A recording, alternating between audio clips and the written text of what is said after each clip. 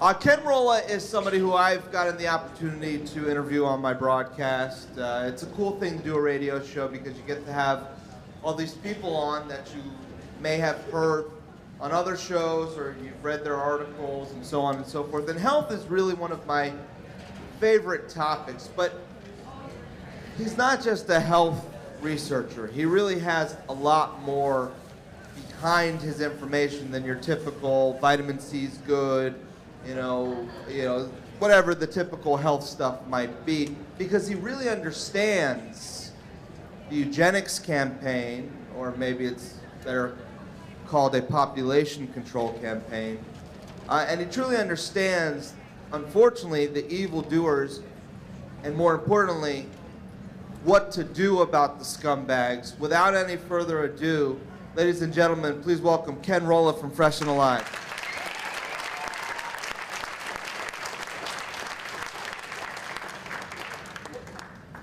Yes, as Bob mentioned, I've been a naughty boy for a long time. Back in the early 90s, I worked with free energy technology and had friends hurt and killed. And so I do know very well about the agendas. I've seen them up close. I've seen things that people wouldn't believe. And so I got into natural health about 25 years ago because I needed to heal myself. And because of my background in electrical engineering and because of my interest in quantum physics and free energy and advanced technologies, I saw things in healing that other people weren't seeing. And so I have been teaching about that ever since and showing advanced methods for healing. And as it turns out nowadays, we've got a lot of things that are threatening our health that most people aren't aware of, like nuclear fallout or genetically engineered microbes, biowarfare agents, nanotechnology, geoengineering pollutants. Most of you are probably familiar with that, spraying heavy metals in the atmosphere, but also desiccated human blood cells full of genetically engineered microbes. There's no way you can justify that as weather control. It's definitely a population control agenda. And then genetically engineered organisms, GMO food. It boggles my mind at how many people are not aware of the damage that genetically engineered food causes to the body and what to do about it. There are actually ways to revert GMO DNA back to the original heirloom. And the reason is because the pattern, the genetic pattern, is not in the DNA. The DNA is the carrier of the genetic pattern, but it is not the pattern. The pattern is in consciousness itself. And I'm going to be showing you guys how this stuff works and practical things that you can do to keep yourself happy and healthy and keep these biowarfare agents out of your body, neutralize radioactivity in the atmosphere, in your yard, on your garden, and in your body, how to get these nuclear particles out and neutralize them within the body. Really inexpensively, too. This is going to take every bit of 90 minutes. This is usually a 2-hour to 3-hour presentation, so I'm going to be zooming through this.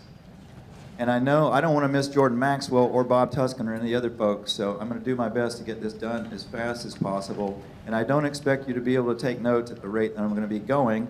Therefore, I have made these slides available and other notes on my website, and I would highly recommend you write that URL down, downloads.freshandalive.com.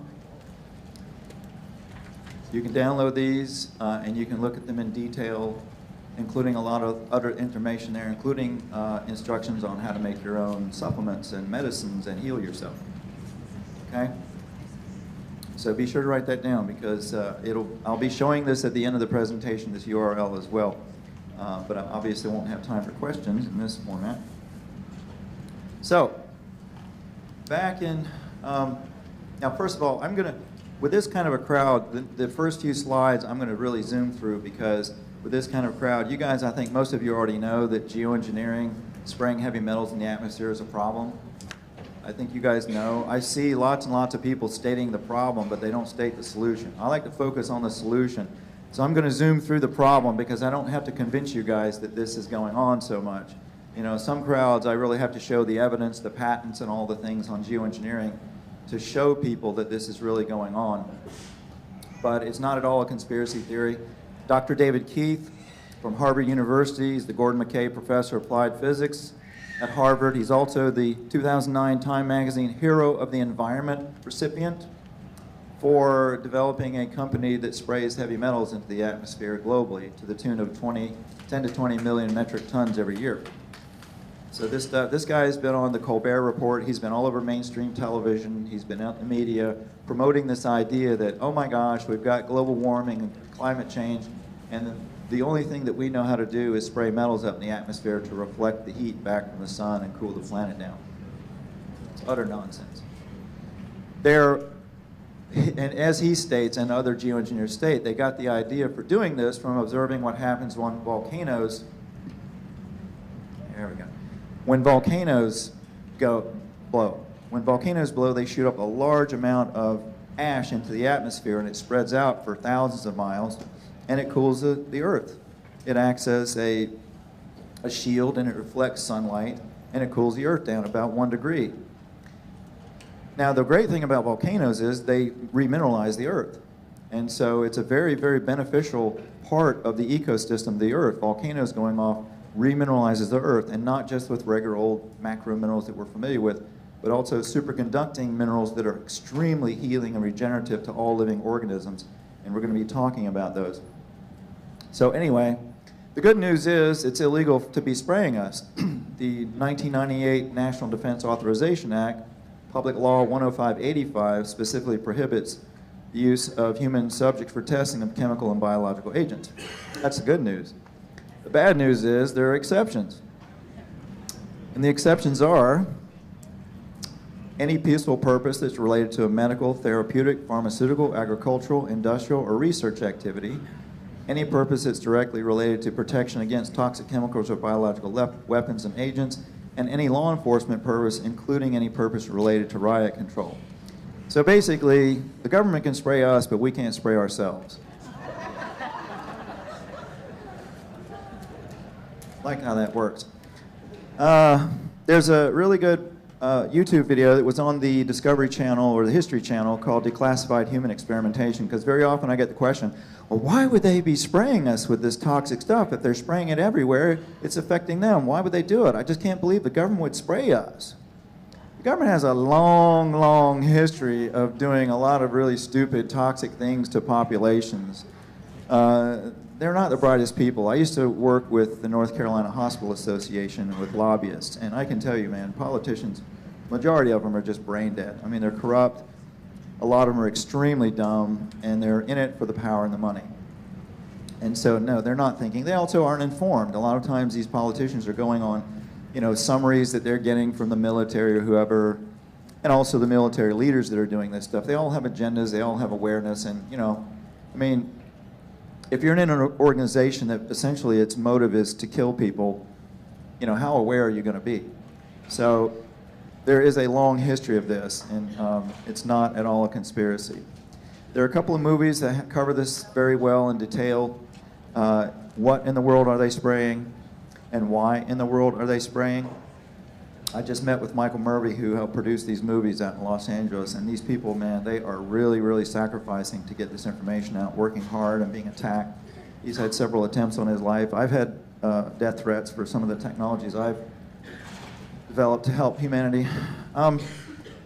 So, some of the effects of geoengineering. Now, they're spraying aluminum powders, barium, and strontium. And these metals, first of all, they do reflect sunlight. They also filter out certain frequencies of cosmic radiation, also known as scalar energy, or the other names for it, tachyon energy, zero-point energy. This faster than light, this superluminal light that's coming down to the Earth that's awakening humanity, these metals filter out specific frequencies to suppress the awareness and expansion of consciousness.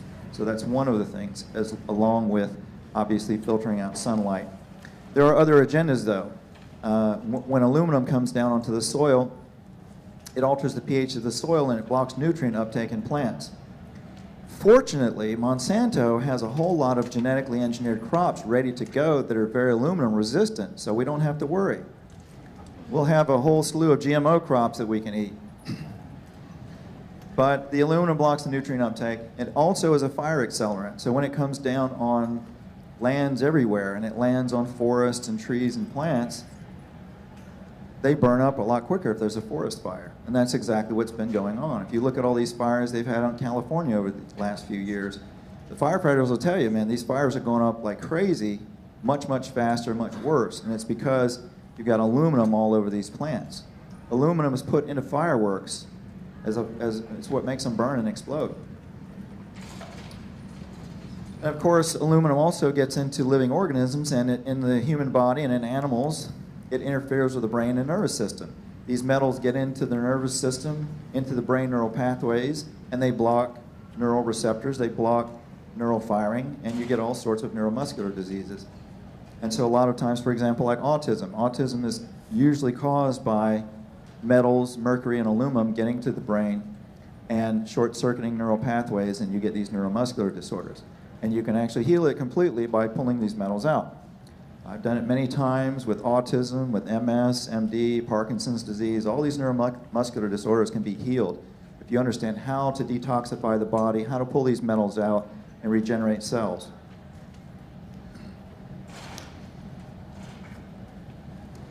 Now, another interesting agenda with all of this is making money, of course. There's always a profit motive behind these types of things. And in the case of geoengineering, you can actually speculate now on the weather and make money from it. On the Chicago Mercantile Exchange, you can actually buy weather futures. And so the agricultural companies know this, and they are investing heavily in weather futures and betting against their own crops. So they actually make more money if their crops fail than if they don't. So they have no incentive whatsoever to produce healthy, good crops. They win either way. There are obviously military and political agendas. There is a paper I'm going to show you in a moment from the Air Force where they explicitly state that they want to control the weather globally by 2025. If you can control the weather of a country, you can blackmail countries into your political agendas. You can cut off their water, you can cut off their rain, you can destroy their crops, you can make their people rebel and overthrow governments. There's a lot of agendas involved in this. Now, these I'm going to go over very quickly, just to show you this is not, again, a conspiracy theory. I think most of you don't need much convincing, but the American Meteorological Society did a research paper called Indirect and Semi-Direct Aerosol Campaigns, and they had, I think, about 26 research scientists involved in this paper. These are 13 of them right here. There's the other 13. Our good old friends at the Council on Foreign Relations had a workshop a couple years back on geoengineering, and the workshop was on unilateral planetary scale geoengineering.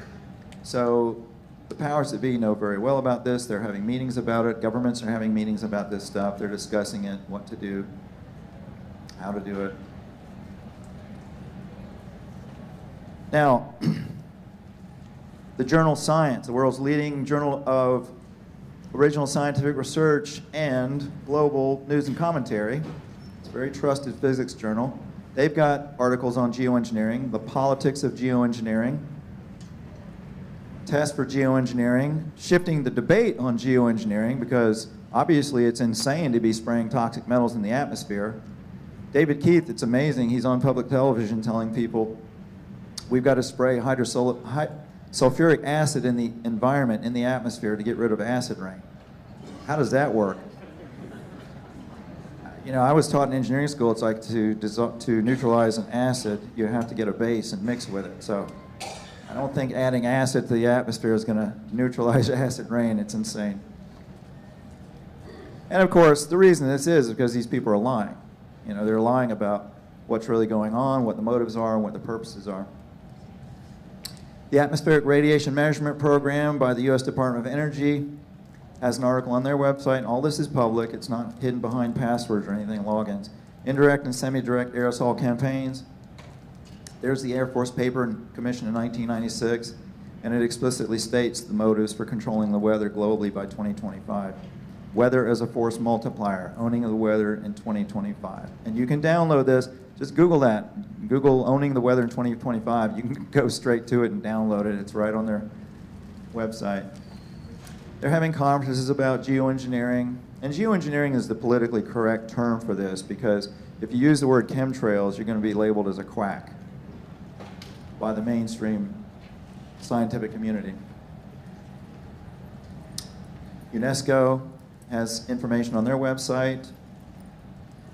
There are tons of patents. There are hundreds of patents, 320 plus on geoengineeringwatch.org alone for this technology. Obviously, if this is not a conspiracy theory, there has to be a real-world paper trail. And even with military projects, even if the patents go subvert, they still have to be listed in various places. So you can follow this paper trail. There are hundreds of patents. Some of them explicitly state what they're for. Some of them explicitly state, for global weather control. There are search terms you can search on. We won't go over these. You can just download these slides and check out the search terms. The UK House of Commons has a paper on their website for the regulation of geoengineering, and in that paper, they note the need for regulation. They also note the need to collaborate with the U.S. Congress. So U.S. Congress and UK legislatures, the Parliament, they all know about this stuff. Not the entire Congress necessarily, but they've got committees who are working with this stuff. They know about it. It's not like they're clueless. Now, here's an interesting one. The Rothschild-owned defense contractor Raytheon does all forecast modeling for the National Weather Service and NOAA, National Oceanic and Atmospheric Administration. Lockheed Martin does the modeling for the FAA, Federal Aviation Administration. Since both of these private defense contractors are up to their necks in weather modification patents and programs, the forecasts are more or less scheduled weather. Also, E.L. Rothschild, a private investment company, owns a 70% interest in Weather Central, the world's leading provider of interactive weather graphics and data services for television, web, and mobile. So you're not getting the truth about what's really going on in the atmosphere or with the weather. There's a Nobel Prize issued to Paul Crutzen and Mario Molina for the ozone layer, the Achilles heel of the biosphere. So again, this stuff is being studied all over the place. There are lots of scientists that know about this stuff. This is an aerial photograph of the southeastern United States, and because one of the arguments that these geoengineers will make that there's no conspiracy and that there's no geoengineering going on is they'll say, well, these are just contrails. Well, these are aircraft patterns from, quote, contrails over the southeastern United States. If these airlines are flying these traffic patterns, they're going to go broke really fast.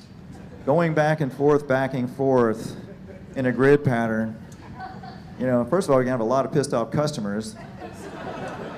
It's like, where the hell am I at? And then you're not going to make any money. We'll slide over these. You guys can check out these. These are various links to people who are studying this stuff scientifically.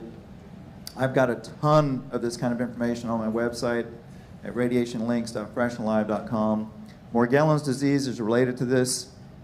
Some of these biowarfare agents that they're spraying. Morgellons disease is this really gruesome disease where you develop lesions on the surface of your skin, and you grow these fibers. These fibers grow out of you that nobody can identify, or at least doctors who are using conventional medicine can't identify, because they're created by what's called a cross-domain organism, cross between a bacteria and a fungus. And they create these really weird fibers that look like fishing string that will grow out of the surface of the skin. And typically it comes with people who have a diet that will feed them, which is a diet high in acids and starches and processed foods and things like that, rather than a living foods diet high in chlorophyll and juices and fresh food. These GMO fibers are also found in our food supply, even organic food, even biodynamic food. If you're growing outdoors, you most likely have these fibers in your food. And we most likely have these in our bodies, depending on what we're doing. The good news is you can get rid of them, and that's what I'm going to be showing you. But this stuff is global. It's everywhere. It's not just the United States, although we are one of the more heavily chemtrailed countries.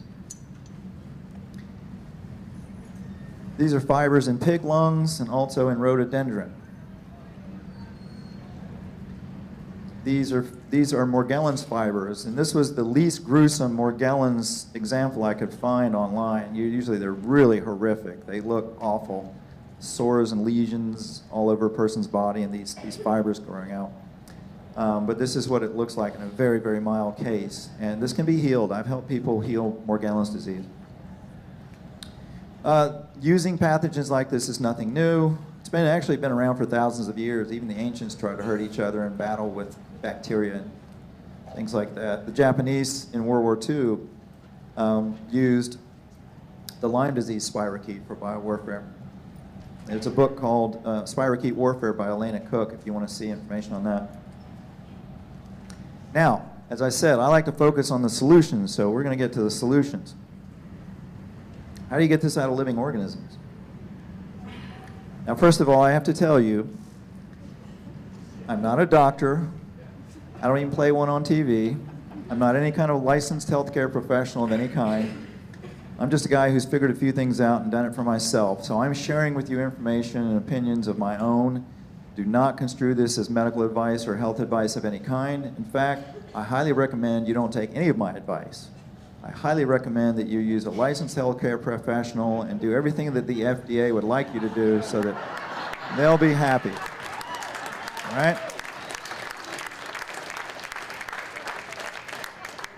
So, I have another presentation, and I also do classes in how to get into all the details of how to do this in the body. We're just going to go over the basic concepts. And the first thing with any kind of a health issue always is to test and evaluate your health status. So there are tests that I know of that you can do that will identify biowarfare agents, it will identify radioactivity in the body, it will identify GMOs, it will identify EMF damage, and all sorts of things. So I use out of the ordinary biological testing along with conventional medical testing sometimes. I used to work in a medical pathology lab doing the testing in hospitals, so I know that most of that testing for these kinds of things is not very effective. But there are methods, and I will get into the specifics of it. Unfortunately, not into a lot of the specifics of it in this presentation, but I do have it in others. And if you go to that downloads page, you can see the specifics. So you get testing. I like using a device called a QXCI SCIO or Indigo. That is a quantum biofeedback device, and it can identify all these things in the body. But it can also send energy back into the body. And interestingly enough, I discovered a little over a year ago that it will neutralize radioactivity in the body as well. Now, I've had radiation poisoning 3 times now, and I've had biowarfare agents in me 4 times. A lot of people get contaminated by this stuff, and they get very sick, but they don't know what it is. And then it passes, and they think, oh, well, you know, I just had a really bad flu bug or food poisoning or something, when in fact they've had radiation poisoning or one of these biowarfare bugs in them. I know how to identify them, and so I test whenever I get sick, and a lot of times I'm testing all the time anyway because I'm testing supplements and various therapies and things all the time, so I see what's going on in my body, and I test other people. But I'm never going to volunteer for radiation poisoning, so Spirit just kind of throws it at me and makes me deal with it. And when I figure it out, then I share it with people. And so that's what happened. I got radiation poisoning from food. Every time it was from food. It wasn't any kind of a conspiracy. Nobody was trying to kill me. Not that some people wouldn't like to. But so I got it on my food. My wife, we had a really big salad. We grow most of our own food, but we had some from the health food store. She didn't get sick at all. I got really sick. And first time around, it took me about 10 days to get rid of it. And then several months later, maybe 6 months later, I got it again, and it took me about 5 days to get rid of it. And then maybe 6 weeks ago, I got poisoning again, and it took me about 36 hours to get over it. So I've learned and figured out how to deal with this stuff, and that's what I'm sharing with you guys. So the SCIO can actually neutralize radioactivity in the body. We have some really cool supplements I'm going to be showing you that can pull it out and neutralize it within the body. And also these biowarfare bugs and this nanotechnology. So once you get testing, then you need to do internal cleansing. And I always, you know, if you're in dire straits and you're really sick at the moment, then you've got to do what you got to do to heal the problem of the moment. But in general, everybody should be ingesting things that are detoxing them on a daily basis, and then they should be doing periodic cleansing at least a couple of times a year, doing some comprehensive cleansing to really pull this stuff out of your body. And you know, even before all these insane biowarfare agents and stuff, this is a good idea anyway, just from chemical farming. You also these days, because we've got nuclear fallout coming down, and by the way, in Pennsylvania, you guys have some of the highest rates of nuclear fallout coming down on you. There have been studies done in Pennsylvania on your water supply, and you've got high levels of cesium, and you've got increased mortality rates here that's been verified by mainstream scientists that's increasing your mortality rate. So you guys really need to be protecting yourself against this fallout, and you're protecting yourself and detoxing from what's in your food and your water. But along with internal cleansing, you've got to do external cleansing. And so if you get out in the rain, you better get yourself washed off when you get inside and dried off, because this stuff is coming down in the rain. And you can measure it with a Geiger counter. You don't have to take my word for it. You know, you can buy a good Geiger counter for around $600, and you can test this stuff yourself. You can take swipes from cars after rain and things like that. You can take the dust from the intakes of your air conditioning, and you can check it. Very often it's radioactive. So zeolites, there is an extrinsic zeolite powder you can get. You can throw it in your wash. You can take baths with it, and you can clean this stuff off the surface of your body. There are also other things. There's something called microblast, which was originally developed for agriculture. That's really good for breaking these things down. Biowash, you can use these in your environment. Also, a soap called Miracle 2 soap is very good for getting this stuff off your body. Then, when you're not in dire straits, just on a daily basis, you've got to build your immune system and nutrify your body and alkalize your body while you're detoxing. So every day I take nutrient tonics that are also detoxifiers. And they've got in them vitamins, minerals, probiotics, enzymes, and then specific detoxifiers like zeolites, nanozeolites, that can get these metals and these toxins and these agents out of the brain and out of all the cells in the body.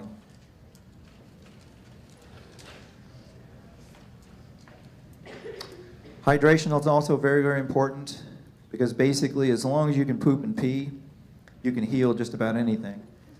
And so getting fluids going through you and running it through the cells, running it through the body, that's a major, major thing for keeping healthy and detox. So drinking lots of water and fresh juices, organic juices, not GMO juices, obviously.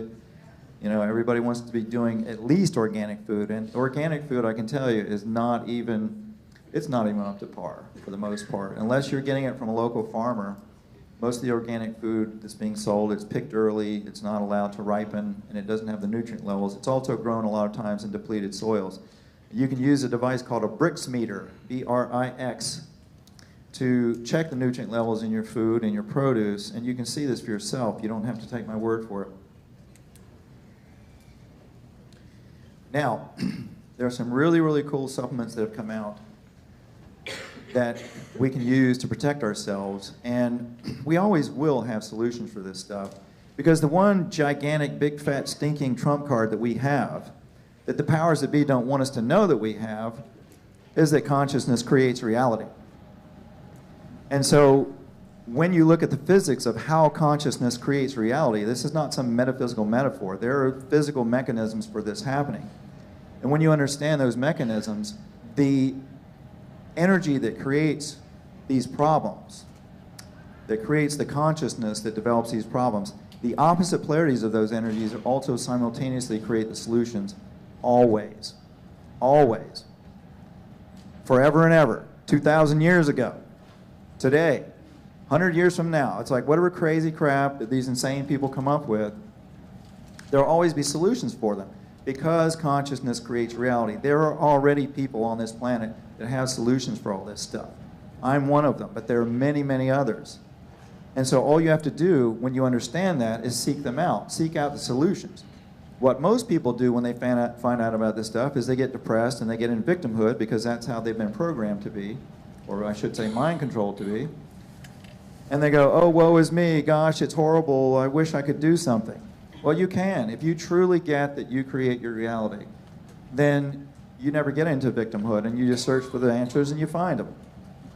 So with that said, there is a whole new class of supplements that are coming out that are really cool. I call them Ormus homeopathics, and they are waters that have monoatomic minerals in them that are programmed with frequencies. Now, what does that mean? And by the way, we've got some folks right across from my table outside there selling Ormus products. I highly recommend you check them out and listen to some of the stories that they tell, because this is one of our silver bullets for these kinds of crazy toxins that are coming out. But ORMUS is just an acronym, orbitally rearranged monoatomic elements. And that just means there are certain minerals or certain elements on the periodic chart. The platinum group, for you geeks, it's the platinum group metals, gold, silver, mercury, copper. They normally exist as metals, and what makes them look and appear like metals, being silvery and or shiny and solid, metallic looking, is that their atoms are bound together in some kind of three-dimensional grid. And that three-dimensional grid gives them their appearance. Well, you can run them through certain processes like photosynthesis, like fermentation, like vortexing them in water in magnetic fields, and you can break them down into individual atoms. And when you break them down into individual atoms, they no longer appear to be metals. They look like white ceramic powders. There are many legends and stories about this throughout time, about white powder of gold and manna and things like this. And this is what this stuff is. You can make it yourself. Nature makes it all the time. It's made naturally in plants, and animals ingest them. So if you've got these platinum group metals and gold and silver and mercury and copper in your soil, microbes will eat them and break them down into these monoatomics, and plants will then uptake them. So if you're living like I am in Florida, where you don't have a lot of these minerals in the soil, you can use volcanic rock powders to feed the soil, and these plants can uptake them. And that's exactly what I do. And I've been working with people that are growing food with monoatomics of various kinds and getting insane amounts of growth. For example, tomato plants in Texas. Texas soil is very rich in minerals, especially these ORMUS minerals, but it's not bioavailable. Well, this company developed a product, which I can't tell you, unfortunately, because they've had attempts on their life. But I will tell you about it in these slides. I'm just not going to tell you which one it is. So if you use these supplements in these slides, you'll bump into it. But they put this stuff on soil in Texas on tomato farms, and they wound up getting 15-foot high tomato plants with 3,000 to 4,000 nutrient-dense tomatoes per vine.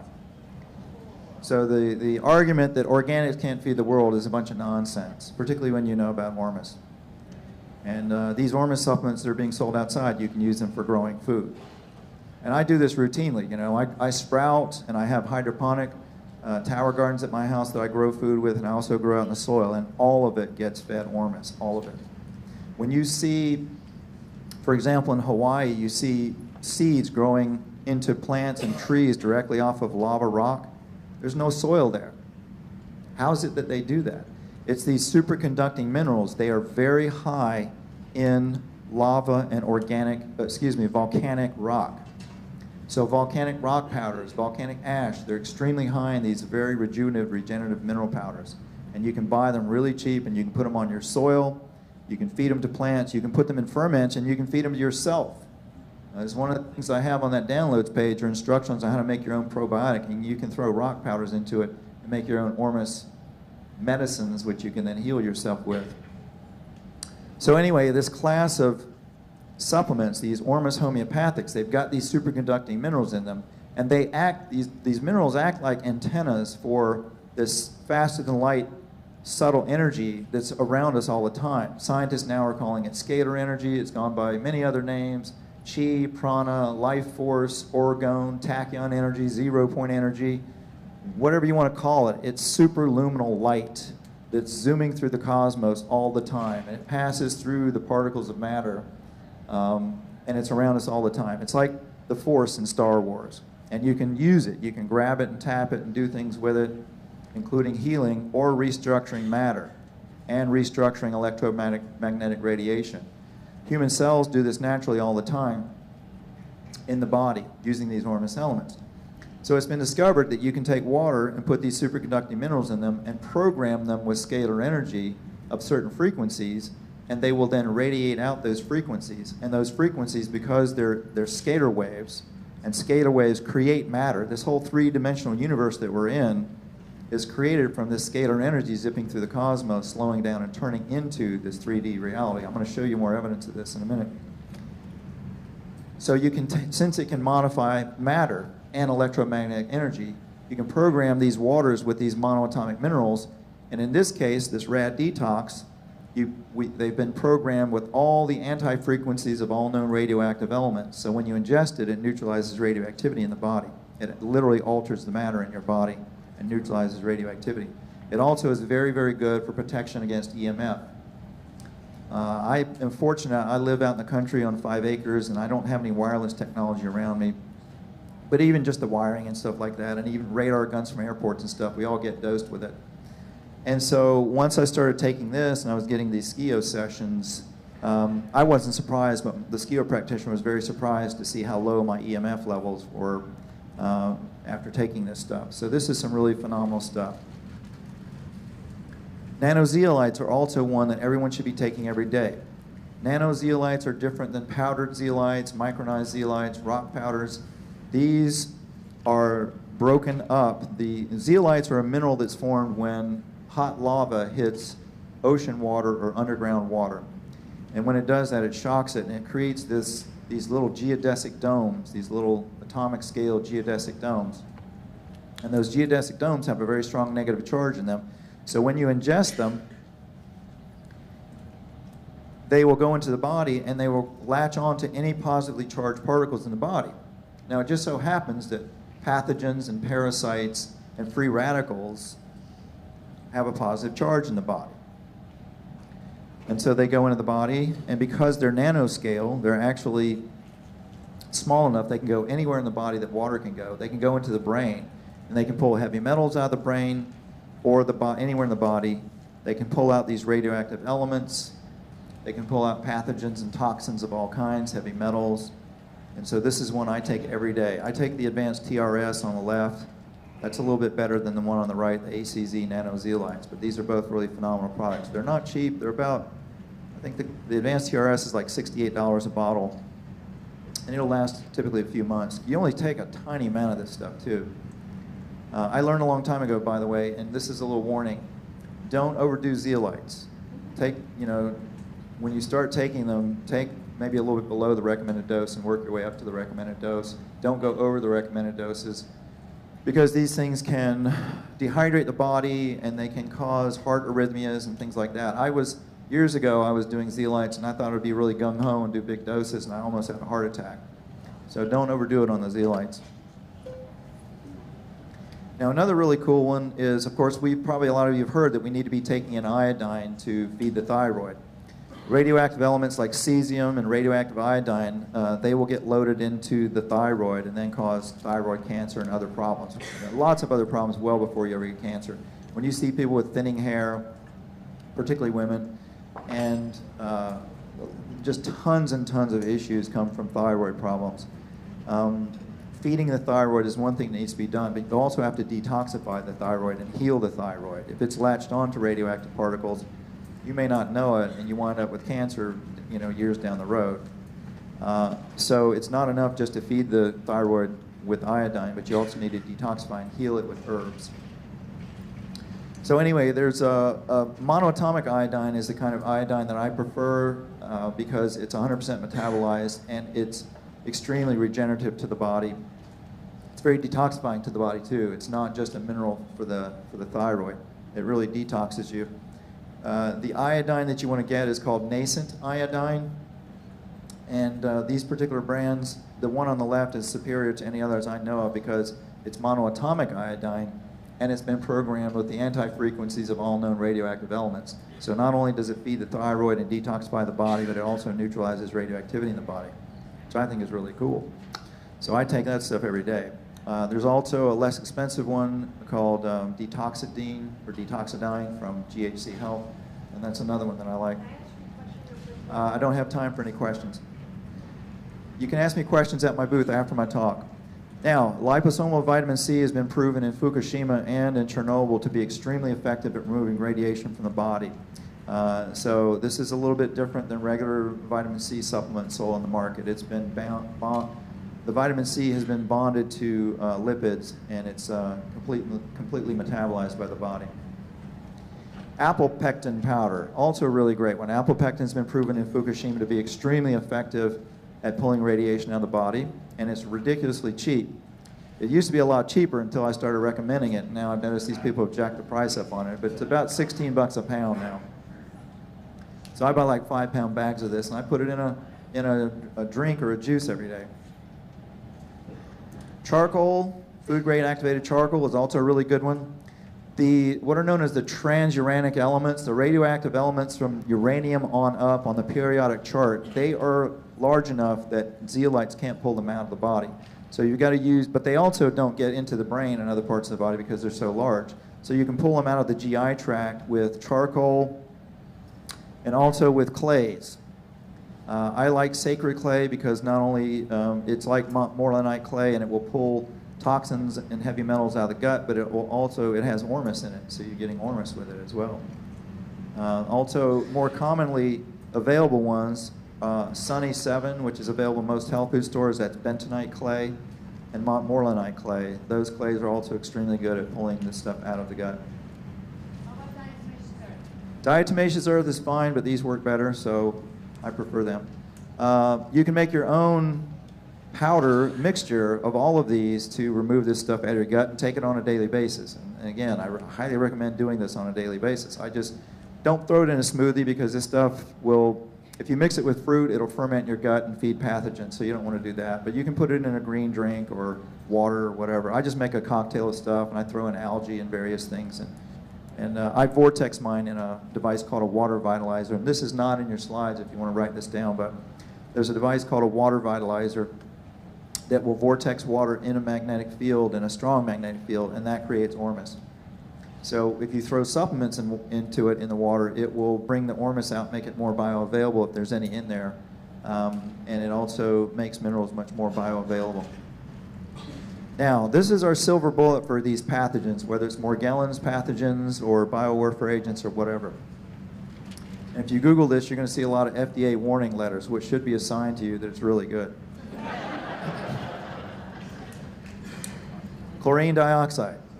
This was developed, or I should say it was rediscovered by a man named Jim Humble, who was in Africa working on large water projects, municipal water projects out in the middle of nowhere, hundreds of miles from civilization, or what we call civilization. And he and his crew came down with malaria. And they got it so bad that they were in danger of dying from it, and all they had on hand were some water treatment chemicals. So they mixed them up with a little water and drank it down, and lo and behold, they got rid of malaria in 4 hours. Now, I don't know if you guys know how difficult malaria is to get rid of with conventional medicine, but I had a friend that got malaria in India, and it took him a year to get rid of it, and it ruined his health along the way because he was taking so many antibiotics. This stuff is amazing. It is bleach, so if anybody says, well, that stuff's toxic, it's bleach. Yes, it is bleach. It's not like Clorox, but it smells and looks like Clorox. But when you put it, just a few drops, into water or juice, and you ingest it, it's converted in the GI tract into massive amounts of oxygen. And oxygen is one of the ways that you kill these pathogens. They are generally anaerobic, and so if you surround them with oxygen, they die off. There are multiple ways to target pathogens, and specifically just pathogens. One is to surround them with oxygen.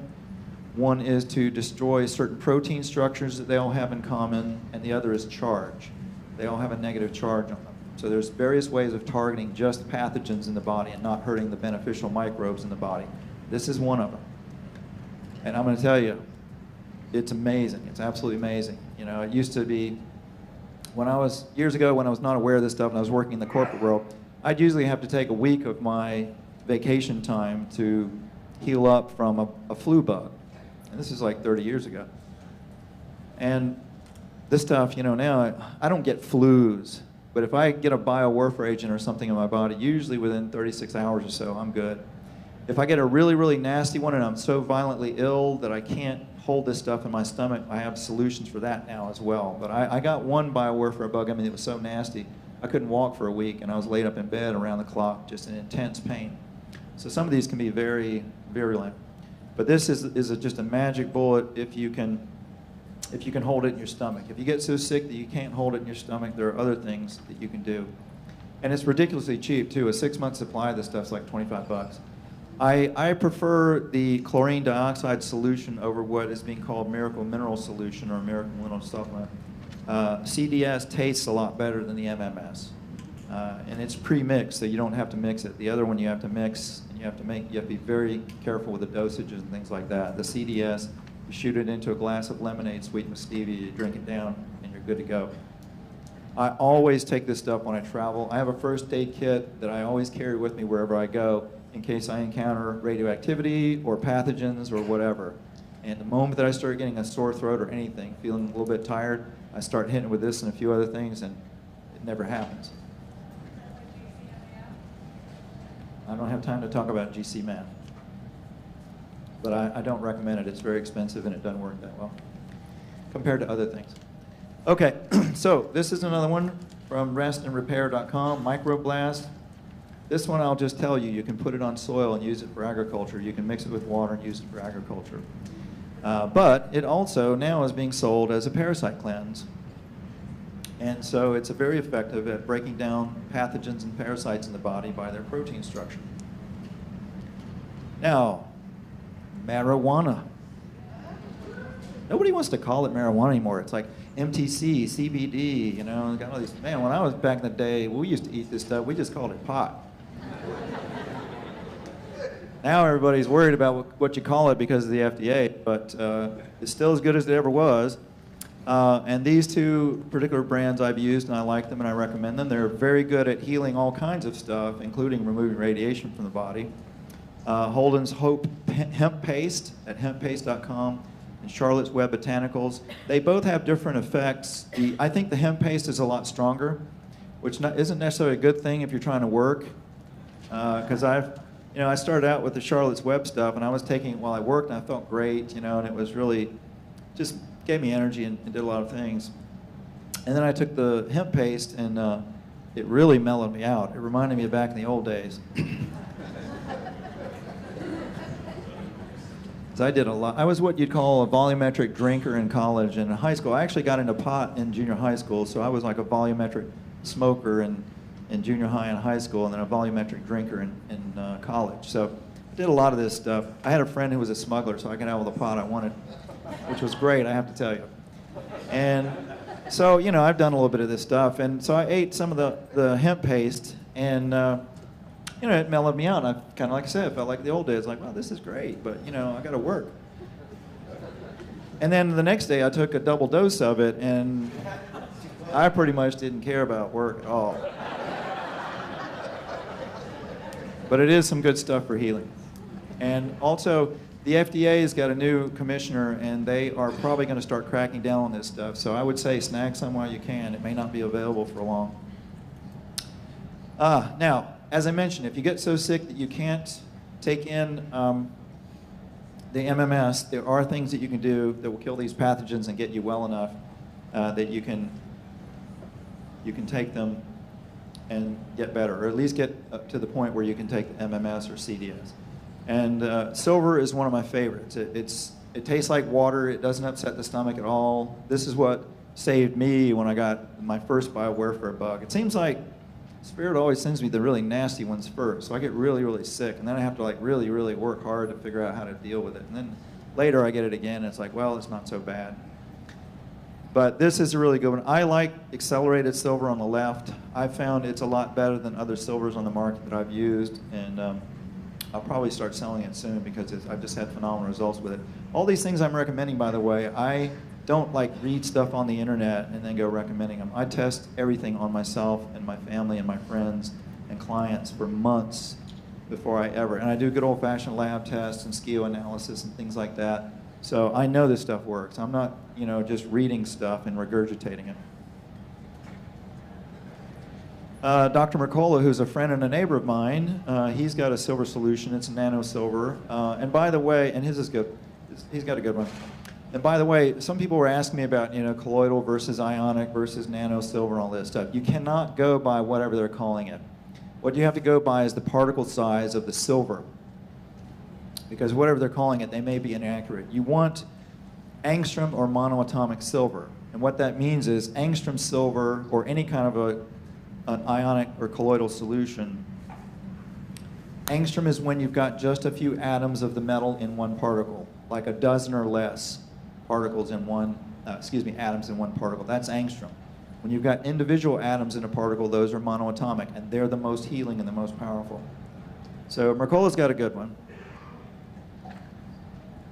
Now another thing, this is really good. If you get a pathogenic infection, one of the things that they like to do, microbes are very, very smart. They're way smarter than we give them credit for. They actually talk to each other using scalar waves and radio waves and different kinds of biochemical markers and things. But they communicate with each other, and they plot and plan against you. So they will grow and grow and grow in your body, but they won't attack until your immune system gets weak and you're vulnerable. And scientists are studying this. It's not like some new age woo-woo nonsense. Scientists, if you want to Google this, Google quorum sensing, Q-U-O-R-U-M, quorum sensing, and you can see what scientists are saying about how these microbes talk to each other. So they just sit there and eat, and they grow and they grow and grow, and then they attack your ass when you're not eating right or when you get sick. So while you're sleeping, they're growing and regrouping. They're like, oh man, he's not hitting us with that stuff now, we can grow some more. Well, so you can do something about that. While you're sleeping, before you go to bed, you take a few capsules of this oxy powder intestinal cleanse, and it will flood the GI tract with oxygen, and that will knock these pathogens down while you're sleeping. So you'll get better much faster by doing this. Another thing you can use is a Bob Beck type parasite zapper. Now I found that the Bob Beck style work better than Hulda Clark's version, and so I prefer them. WorldWithoutParasites.com, you can get one from Don Croft, and he has pretty good ones. They're about 130 bucks. Basically, those little copper plates there, you put that side up against your body, and you can ace bandage it on or tuck it between your pants and your abdomen, and it puts out a square wave frequency that you don't feel unless you're really toxic. You might feel a little bit of a stinging, but that will kill pathogens. They really hate it. Now, another thing you want to do is to crowd out these bugs with probiotics. And so I sell various probiotics on my website, but you can also, I teach people how to make your own. And there's a product from a Japanese professor named Tiro Higa called Effective Microorganisms, which I'll get into a little bit more in a moment. But you can actually take that and mix it with molasses and water, and you can make gallons and gallons of this stuff yourself. So for like 25 bucks, you can buy a quart of this stuff. You spend 10 bucks on a quart of organic molasses, throw it in 5 gallons of water, and in 3 weeks you got 5 gallons of probiotic, and you can guzzle it like it's going out of style. Now, as I mentioned previously, the QXCI Skio, it's a quantum device. The newer version of this is called the Indigo. This is the device that can identify a lot of these biowarfare bugs and a lot of other things. It's really unreal. And it's because this scalar energy, what scientists are calling scalar energy, it is consciousness. It is the energy of consciousness. The stuff that we see flying out of the centers of galaxies, which I'm going to show you in a moment, that come to us, the stuff that's passing through everything, it's really God consciousness is what it is. And so this device, you know, when you look at matter, all the elements on the periodic chart, they vibrate at different rates. You know, a hydrogen atom has a specific vibrational frequency at its subatomic level. Oxygen has a certain vibrational frequency at the subatomic level. And again, this is conventional physics. This is nothing, you know, advanced at all or unusual. Scientists know that the subatomic particles of these elements vibrate at certain frequencies. So for example, if you know the frequency of hydrogen and you know the frequency of oxygen and you put 2 hydrogens together on oxygen, it's going to have an overall frequency, and you can measure it and identify it as water. So this is the basis of this machine. It looks at the subatomic vibrational frequency of everything in your body, and it can identify them based on what it's looking at, and it can tell if you've got toxins or heavy metals or biowarfare agents or emotional issues with your parents. It can see cellular memory of stuff because it's stored in consciousness, and it's also stored chemically. It's stored in various ways. It's stored energetically in the body, and it has a vibrational signature that this thing can pick up. It can even pick up ghosts in the room, believe it or not, because they are discarnate entities or other kinds of non-physical entities. They are just organisms that are operating outside of our 3-dimensional vibrational range. So it's a really amazing device, and this is how I can identify a lot of these things with some other testing. But this is the cheap way to do it. This is like typically 150, 200 bucks for a 2-3 hour session with one of these machines. It's unreal what it can pick up. Now, so we know how to get this stuff out of the body. I prefer for it to never come down in my environment to begin with. So when the Fukushima disaster happened, first thing I was thinking is, I wonder if this was engineered, because I've worked with free energy and I see how things really work behind the scenes. And so I went and Googled Fukushima scalar weapon. And one of the first things that came up was the Secretary of Finance of Japan stating on record, being interviewed by the editor-in-chief of Forbes China, and he was saying that the United States had used a scalar weapon to create the Fukushima earthquake that damaged the reactors. And he said that this was not the first time, that the United States had done it 2 times before in order to blackmail Japan into economic policies against China to prevent China from their currency becoming the world's reserve currency. Now, for those of you that don't know what a reserve currency is, that is the currency that countries use to do business between themselves. And right now, for most of the planet, that is the US dollar. So the moment that the US dollar is no longer the reserve currency of the world, we're toast. Because we can just print up monopoly money and go buy stuff. Other countries actually have to have real resources and trade their currencies in order to buy what they want to get. So the United States seriously doesn't want the dollar to no longer be the reserve currency, and they were willing to kill for it. And apparently that's what happened, according to the Minister of Finance. So that didn't surprise me. I said, okay, I've seen this kind of stuff before. What can we do about it? So then I started Googling to see if anybody was using, if you can use scalar energy as a weapon, why not use it for healing? So I checked to see if there was anybody using it to neutralize radioactivity, and in fact, I found that there were. And as it turns out, I had a big piece of that technology already. I was already selling it. But before we get to that, as I mentioned, those effective microorganisms from Tierra Higa, this is how you can get it out of your yard and off your soil and off your plants. So if you're growing food outdoors, you can grow food with no radioactive fallout on it, or other toxins. This stuff, microbes eat toxins and break them down into non-toxic elements. They're nature's nanotech. They're nature's garbage collectors. That's what they do. Funguses, molds, mildews, and bacteria, they are designed to break toxins down and turn them into non-toxic elements. So they're not bad. They're actually good. It's just that when we get an overabundance of pathogenic ones, that we have problems. If we didn't have such a toxic world, we'd see far, far less pathogens. And of course, they're also being engineered now. So the effective microorganisms, as I mentioned, you get a quart of it, you mix it with a quart of blackstrap molasses, organic, throw it into a 5-gallon bucket. You brew it just like beer. For any of you out there who've brewed beer before, you let it sit for 3 weeks at 95 degrees, you put a heating pad under it, wrap it up in a blanket, and you got 5 gallons of probiotic. Now the cool thing is, you can also throw in herbs, supplements, particularly crappy supplements that aren't very bioavailable. You can rot them down in this stuff and it will make them 100% bioavailable. You can take rock powders. And what kind of rock powders do we want to use? Volcanic rock powders. They're high in ormus. And when you ferment them, the microbes will eat the rocks and it will make the ormus in the rock powders bioavailable. What's shungite? Shungite is fantastic. As a matter of fact, you can take a skinny brew bucket and a fat brew bucket and pour about 1 inch or 2 of shungite or magnetite sand in the bottom of the big bucket, put your brew bucket inside of that, and then fill the gap in between them with shungite or magnetite, and that will create a scalar field around your ferment, and you'll get far better results with far higher nutrient levels and a lot more ormus.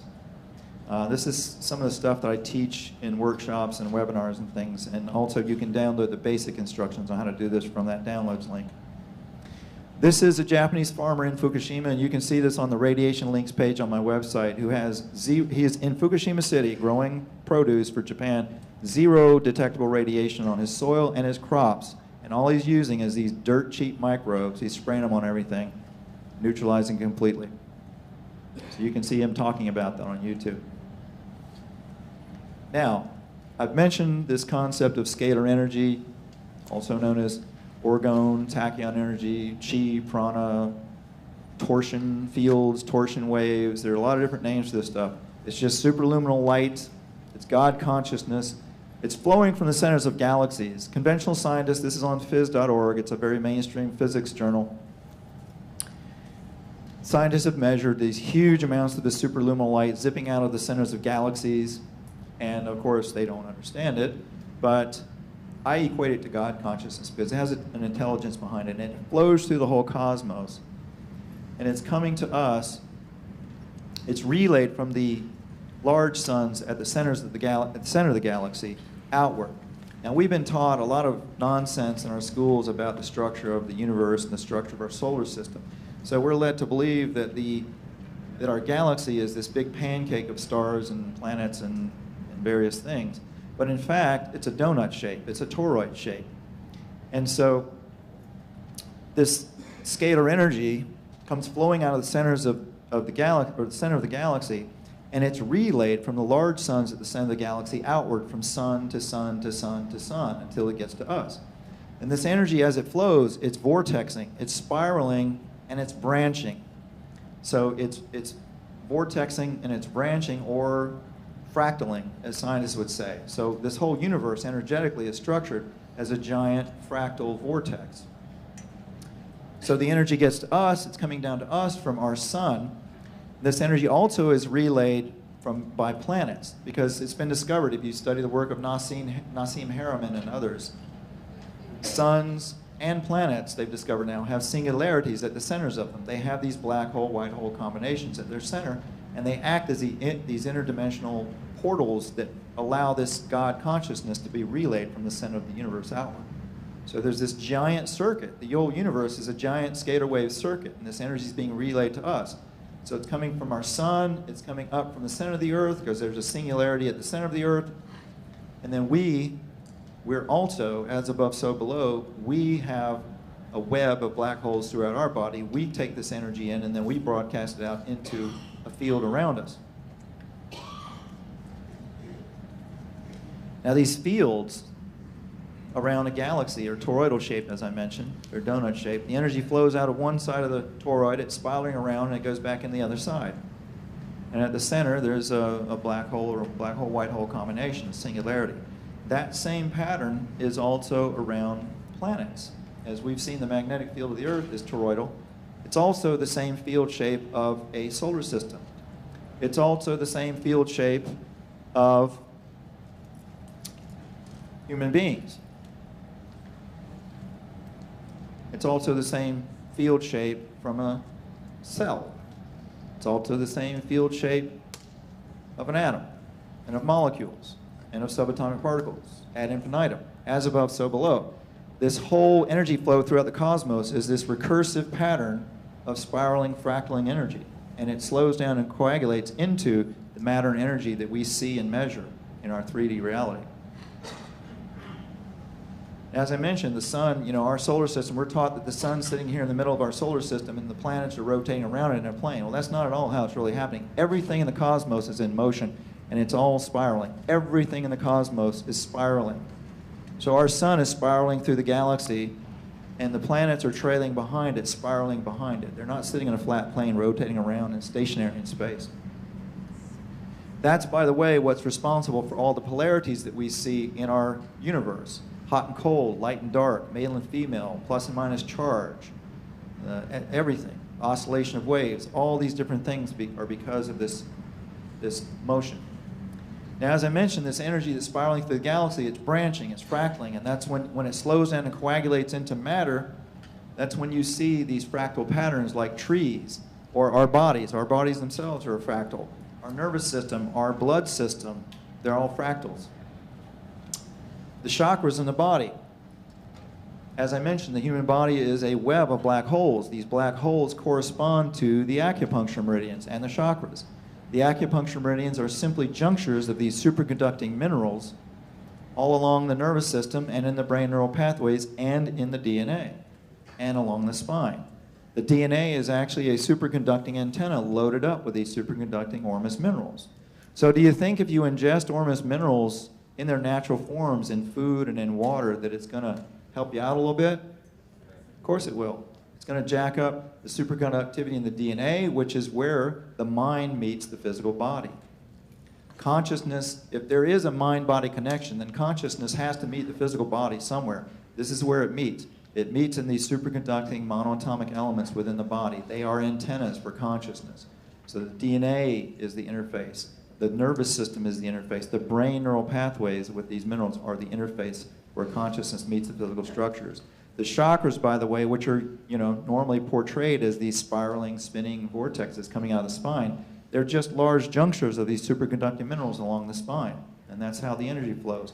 Your brain is a scalar wave transceiver that picks up this God consciousness coming from the sun, coming from the cosmos, coming from the center of the earth, and it sends it down the nervous system and it rebroadcasts it out into a localized scalar field, and that's why you got a toroidal field around you.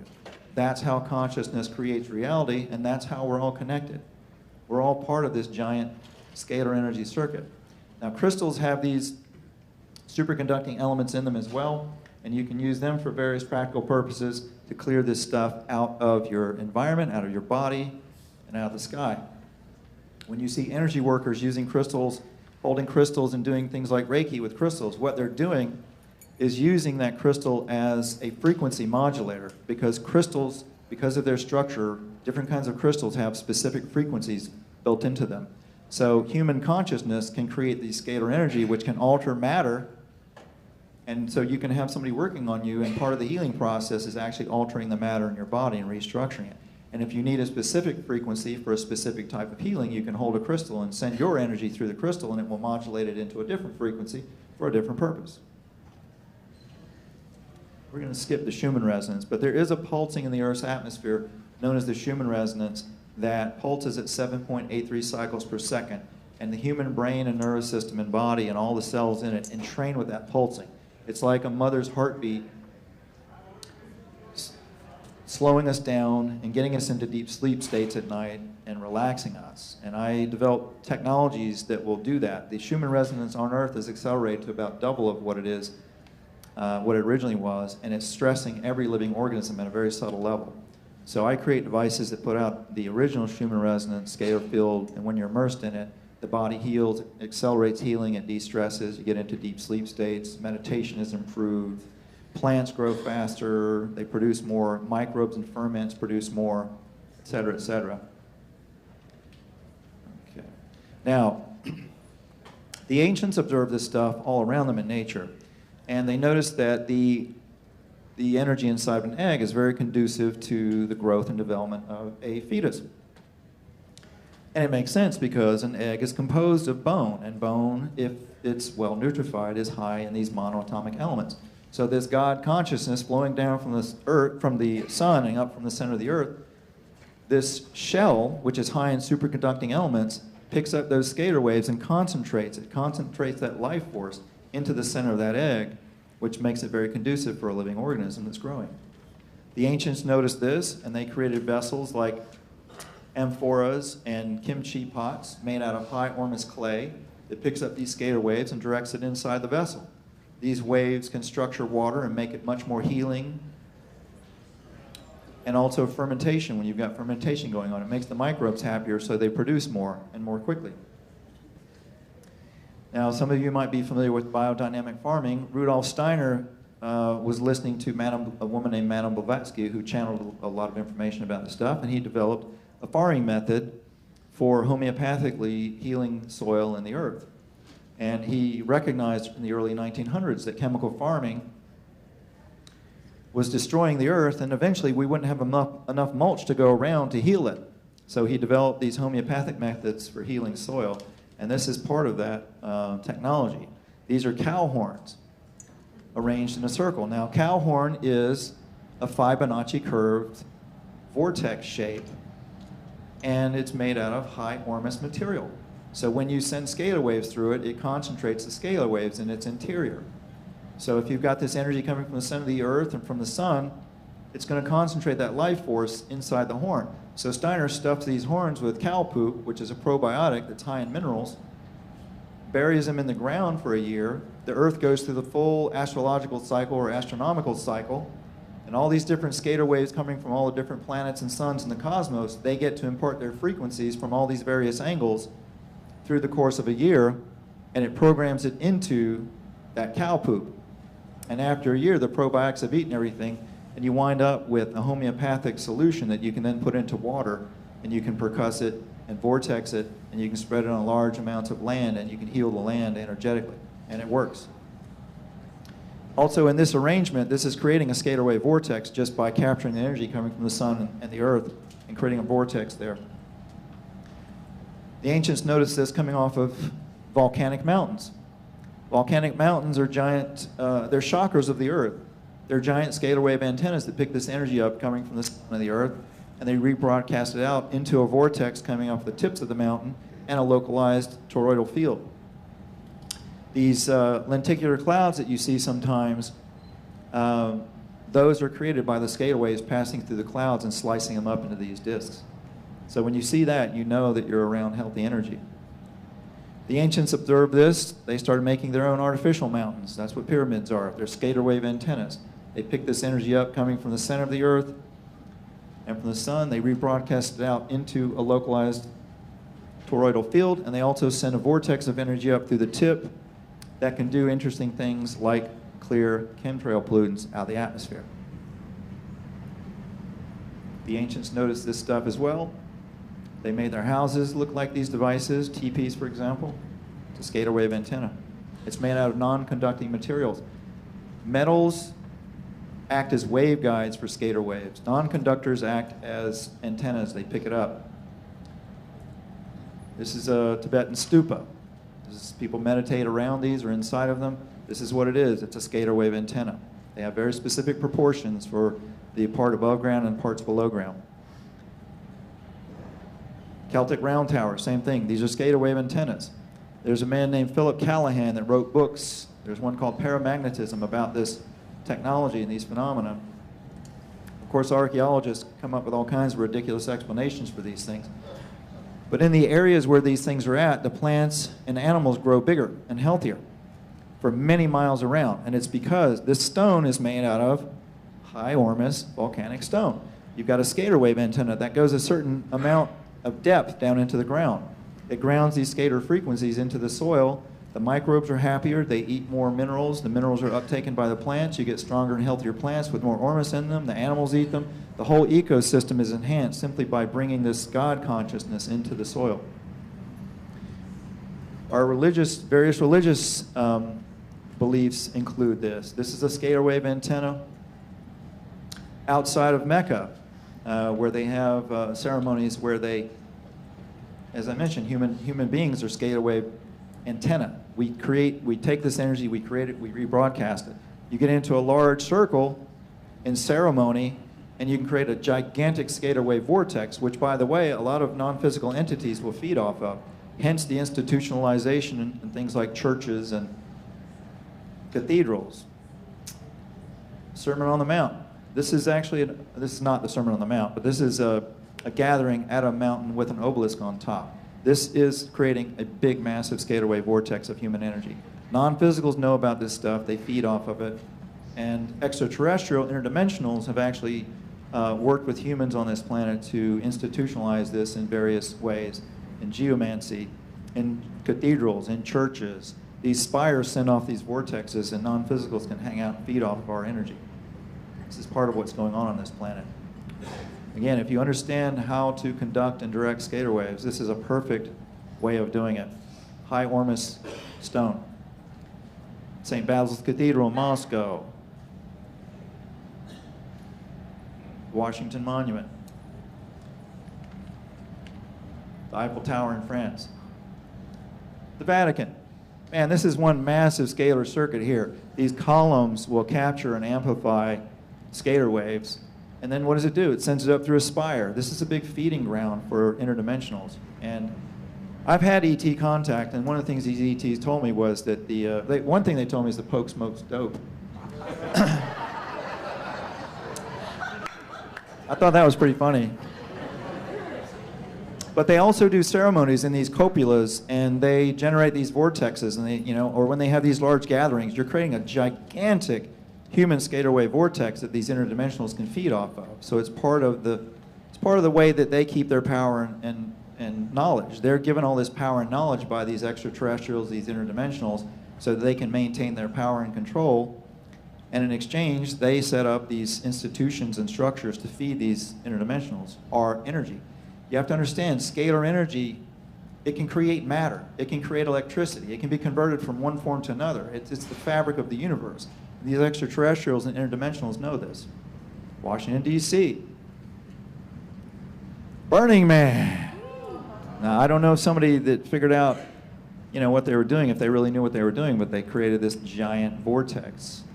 hopefully of a positive vibration. Our illustrious government has done the same thing, but of course, with the level of consciousness that they have, they create things like HARP antennas for structuring and modifying weather, suppressing consciousness,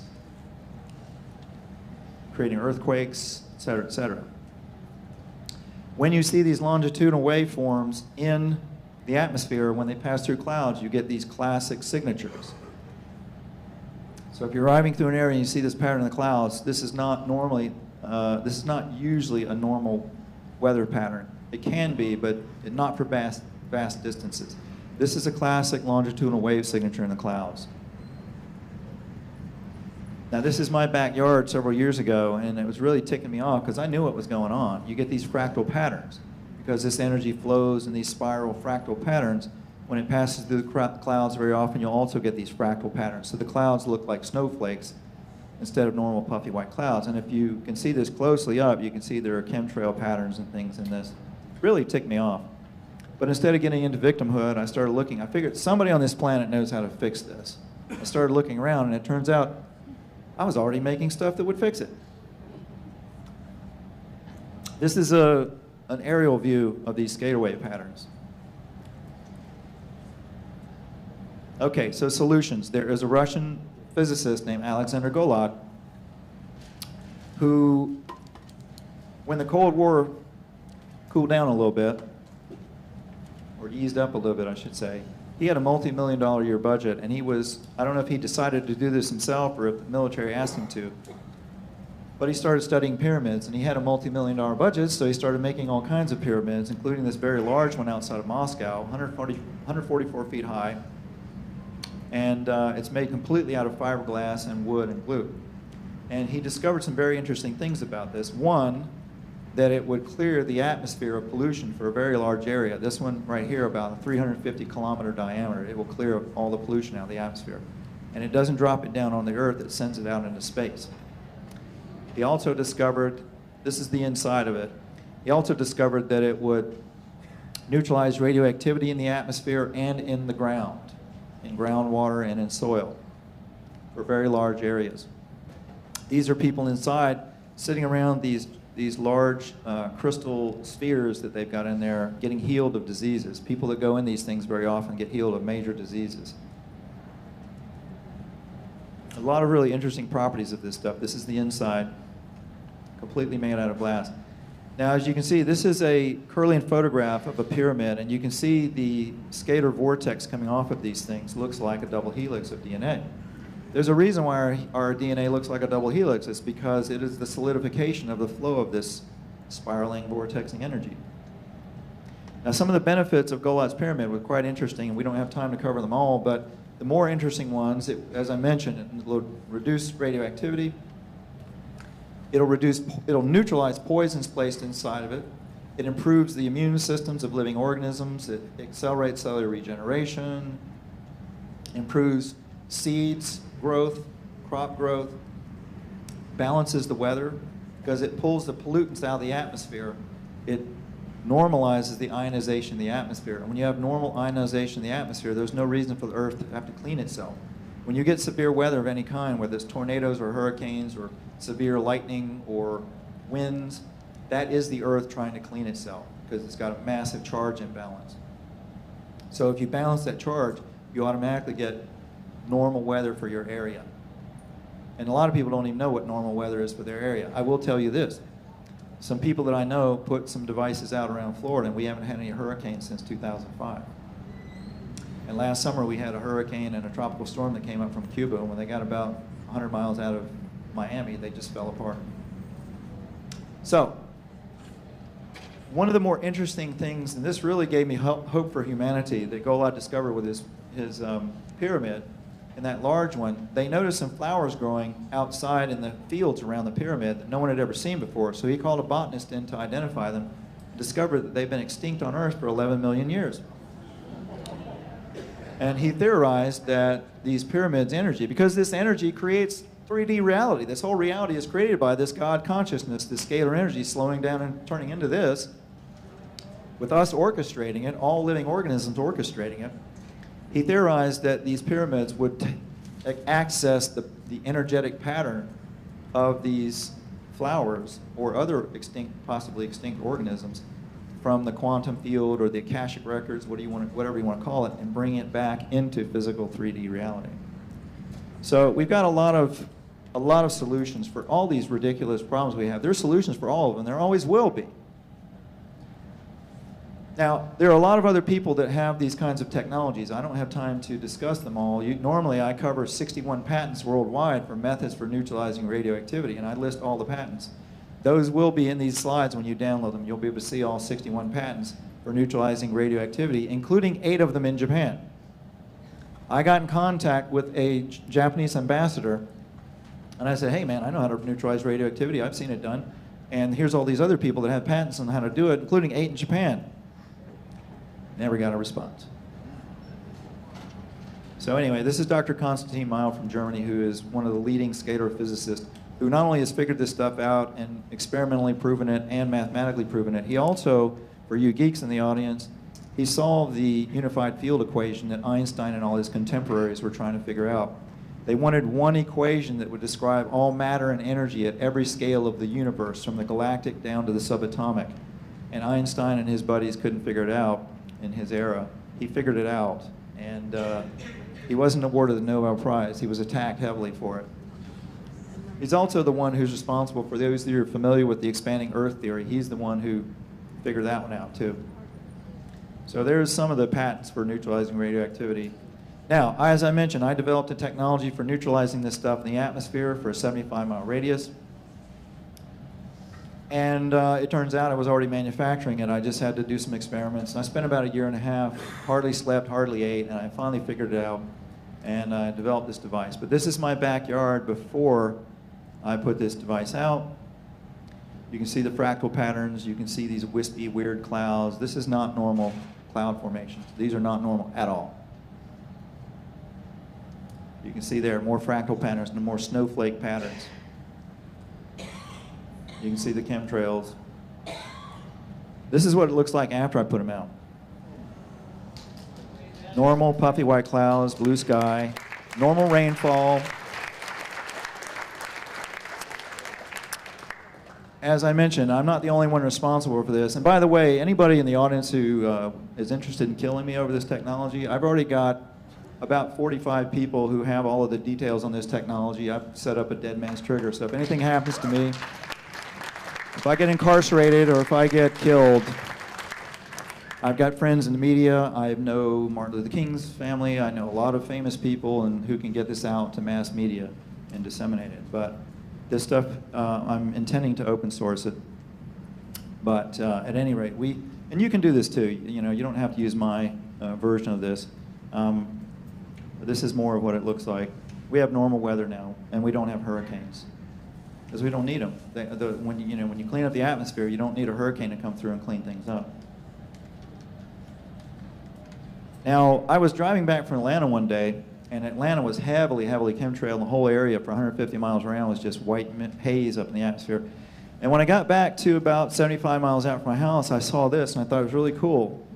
And what you see in the foreground up in the sky is a lot of chemtrails and mist, the misty white clouds, and the chemtrail pollutants. And you get down a little bit farther, and all of a sudden you see puffy white clouds and blue sky and normal weather. So this was the event horizon of this device. It creates a giant vortex. And like I said, it doesn't drop this pollution down on the Earth. It actually sends a vortex. It's like an upside-down tornado that folds in on itself, and the apex of it is out in space. So it actually acts like a vacuum cleaner, and it sucks this stuff out into space so it doesn't come back down on us. So therefore, you can see the event horizon, and there's a little bit closer view of it. And it's blatant. It's obvious. You know, when I fly in and out of places where people have put these kinds of things in place, you can see, it's blatant. You don't see the brown haze. When you fly and you see that brown haze in the atmosphere of pollution and all, you don't see that where these things are. You get happy skies. You can do this too. We don't have time, unfortunately, to discuss the details, but I will do classes on how to build your own devices, your own static scalar wave devices that will do this. And you can do it really, really simply with little 6-inch pyramids like this. You don't have to have anything big and fancy. You can make little 6-inch orgonite pyramids. You put I discovered this because one of my manufacturing guys was at my house, and he put some of them out in the yard to cure. on my back patio, and I was out mowing grass, and I saw this big fat chemtrail being laid, and all of a sudden it started boiling and spiraling and flying apart. And I got back to the house, and I saw this, and I thought, no, it couldn't be. So I went, and there was this big hole in the sky, of clear sky, you know, and the rest was haze all around, about 5-mile diameter. So I went back inside, and I got I got 2 more of them, stuck them out, and I waited about 2 hours. I came back out, and as far as I could see, the sky was clear. So I started driving around to see where the edge of it was, and it got about 35 miles out before I saw the edge of it. So then I put 7 of them out and said, hey, you know, I'll just protect myself. And I forgot about it, and maybe a week later, my wife and I went to Disney World, which is about 75 miles away. And out in the distance at Disney World, I could see the edge of it. So you can do this really simply. It doesn't take a lot of high tech. This is just stuff from Home Depot and eBay. You can make your own. And I've been showing how to do this for years. And I'll have some webinars, and I'm going to come out with DVDs on how to do this with all the specifics as well. Because in my experience, most of the people making orgonite don't really understand the physics of it, so they could be making it stronger, a lot stronger. But at any rate, there are some cool people. This is on eBay. There's actually a person selling these on eBay, and this is actually a proper construction that probably works really well. But if you're using metals, you have to understand how to use them as waveguides. So I highly recommend not using metals in your designs until you understand the physics of it. This is an old Doncroft style cloudbuster. These are expensive to make, and they're not that effective in my opinion compared to other things. So anyway, but just wanted to show you. Okay? So that's it, folks. Thank you very much.